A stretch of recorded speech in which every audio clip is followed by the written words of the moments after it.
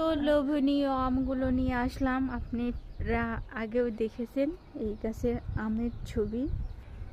যদিও আমি পোড়াটা দেখাতে পারছি না, তারপরেও আমি কিছুটা দেখিয়ে দিচ্ছি। এই তো চারপাশেই কিন্তু এভাবে আম আছে। আপনারা চাইলে বাসায় চলে আসতে পারেন আম ভর্তা খাওয়ার জন্য। এই তো টাটা। এই তো লোভনীয় আমগুলো নিয়ে আসলাম। আপনারা আগেও দেখেছেন এই গাছের আমের ছবি।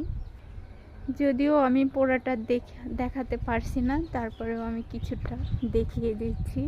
এই তো চারপাশেই কিন্তু এভাবে আম আছে। আপনারা চাইলে বাসায় চলে আসতে পারেন আম ভর্তা খাওয়ার জন্য। এই তো